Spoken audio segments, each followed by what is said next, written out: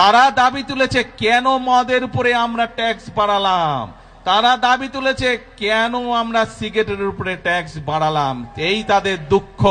যেই বাজেটে মদের দাম বাড়ানো হয়, যেই বাজেটে সিগারেটের দাম বাড়ানো হয়, সেই বাজেটও বিরোধী দলের পছন্দ নয়। আমরা ট্যাক্স বাড়িয়েছি কিসে? আমরা ট্যাক্স বাড়িয়েছি সিগারেটের উপরে, যা মানুষের জন্য ক্ষতিকারক।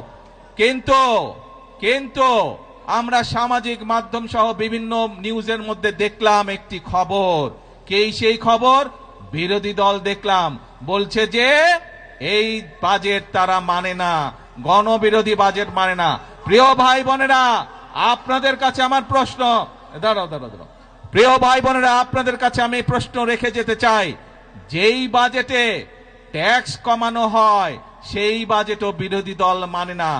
যেই বাজেটে মদের দাম বাড়ানো হয়, যেই বাজেটে সিগারেটের দাম বাড়ানো হয়, সেই বাজেটও বিরোধী দলের পছন্দ নয়।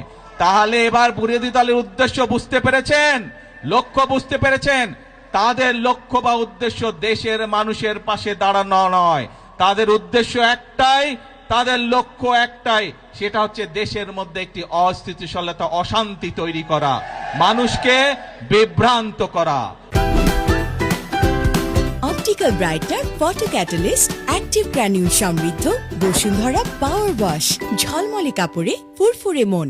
প্রিয় ভাই বোনেরা, আমরা আরেকটি বিষয় এখানে বাজেটের মধ্যে উল্লেখ করেছি। বাংলাদেশ কৃষি প্রধান দেশ, কিন্তু কৃষির সাথে সাথে একই সাথে আমাদেরকে শিল্প বাণিজ্য গড়ে তুলতে হবে, এবং সে কারণেই শিল্প বাণিজ্য যদি গড়ে উঠতে পারে, আমাদের সন্তানরা সেখানে কর্মসংস্থানের ব্যবস্থা হবে, চাকরি বাকরি ব্যবসা বাণিজ্য করতে পারবে। এবং সে কারণেই যে সকল শিল্প দেশে উৎপন্ন হয়, যে সকল দ্রব্য দেশে উৎপাদিত হয়, একই জিনিস যেগুলো বিদেশ থেকে আসে সেগুলোর উপরে আমরা ট্যাক্স বাড়িয়েছি, যাতে করে দেশে যেই দ্রব্যটি উৎপাদিত হচ্ছে সেই দ্রব্যটি যারা উৎপাদিত হচ্ছে সেই শিল্প কারখানাটি যাতে সাপোর্ট পেতে পারে, তার ব্যবস্থা আমরা এই বাজেটের মধ্যে রেখেছি। এটিও বিরোধী দলের পছন্দ নয়। এখন প্রিয় ভাই বোনেরা, দেশের মালিক আপনারা, দেশের মালিক কোনো রাজনৈতিক দল নয়, দেশের মালিক কোনো পরিবার নয়, দেশের মালিক হচ্ছে বাংলাদেশের 20 কোটি জনগণ।